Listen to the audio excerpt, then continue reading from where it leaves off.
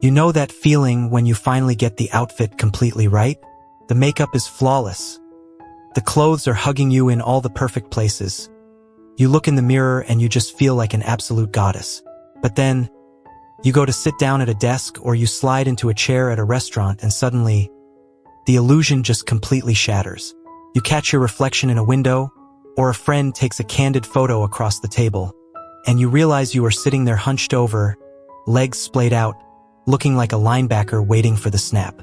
Trust me, we have all been there. It is honestly one of the most frustrating feelings in the world. You put so much time, love, and effort into your presentation, but muscle memory just sneaks right up and takes over the second your weight hits the cushion.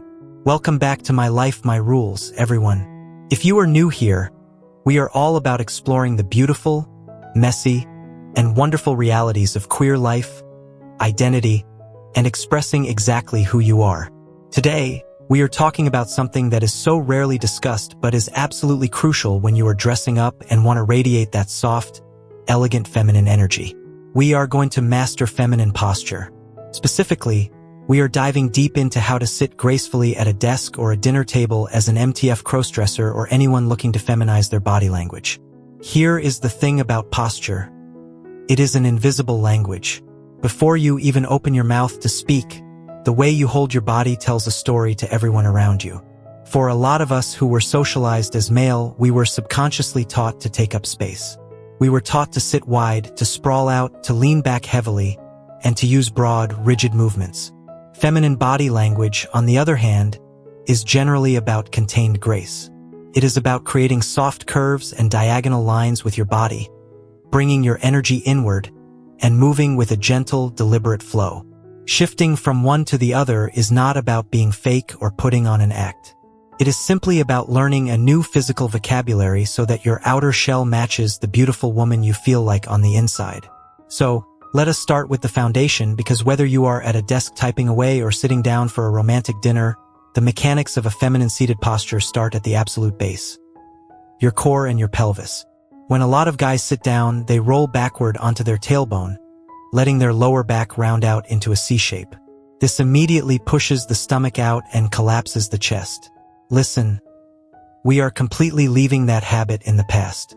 To sit elegantly, you want to perch slightly forward on your sit bones. Those are the two little bony points at the bottom of your pelvis. Imagine there is a string attached to the very top of your head, right at the crown, gently pulling you straight upward toward the ceiling. When you sit on your sit bones and imagine that string pulling you up, your lower back naturally finds a soft, elegant curve, and your chest naturally opens up without you having to rigidly puff it out. It feels a little weird at first, almost like you are sticking your backside out slightly, but trust me, it creates a gorgeous, confident silhouette. Now, let us talk about the absolute hardest part to remember. The legs. Muscle memory wants you to do the dreaded man spread. It is comfortable, it is easy, but it instantly breaks the feminine illusion, especially if you are wearing a skirt or a dress. The absolute golden rule of sitting gracefully is keeping your knees together. Period. Honestly, you should imagine there is $100 bill caught between your knees, and if you let them part, it is going to blow away. But keeping your knees squeezed tightly together pointing straight ahead can look a little stiff, and frankly, it gets exhausting after about 5 minutes. So, we want to use a classic, incredibly elegant technique called the Duchess Slant. Instead of pointing your knees straight out at the person across from you, keep your knees glued together, but slant both of your legs together to one side. You can cross your ankles if that feels more comfortable, or just keep your feet side by side on the floor, but the key is that diagonal line. It does a couple of amazing things.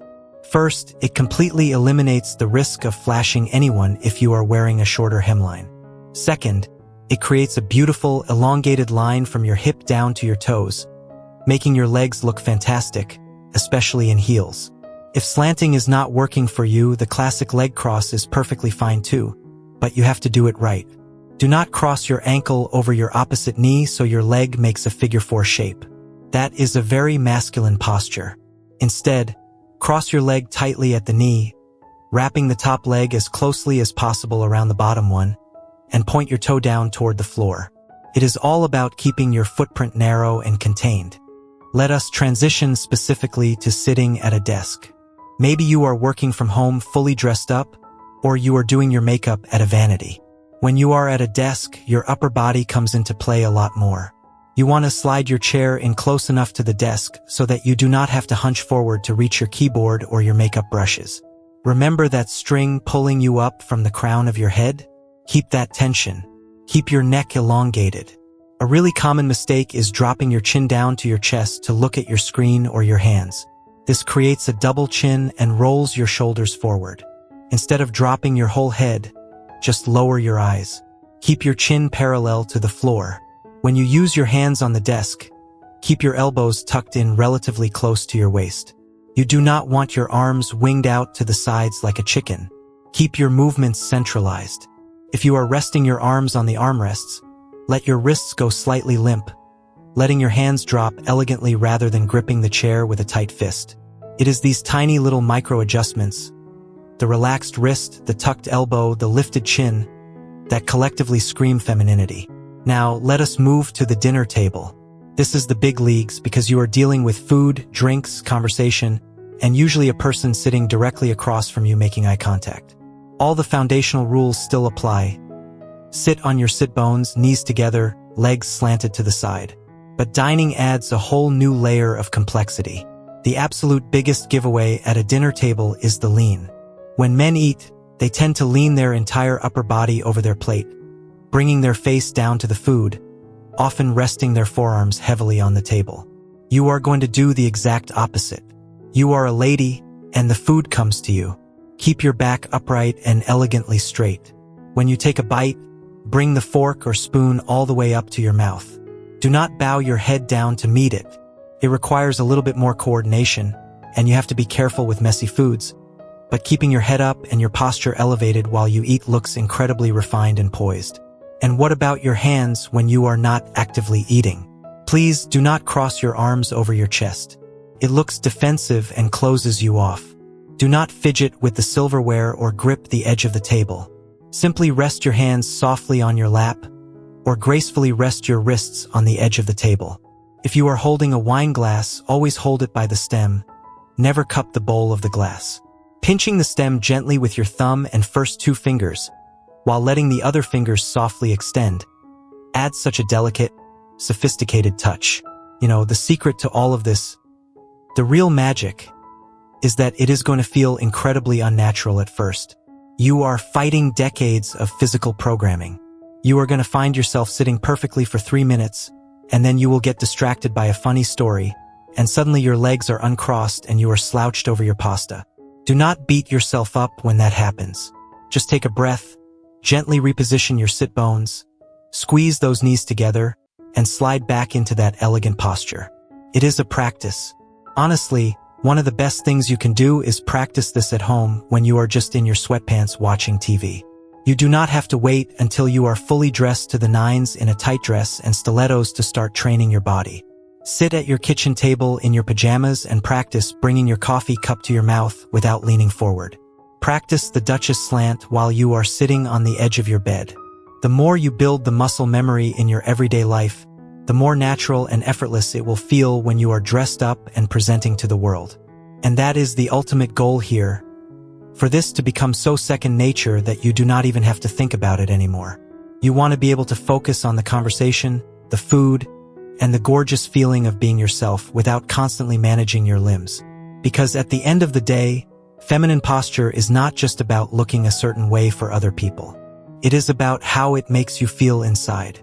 When you sit up straight, when you align your body with grace, when you move softly but intentionally, you are sending a signal to your own brain. You are telling yourself that you are beautiful, that you are worthy of taking up space elegantly, and that you are perfectly in tune with your feminine energy.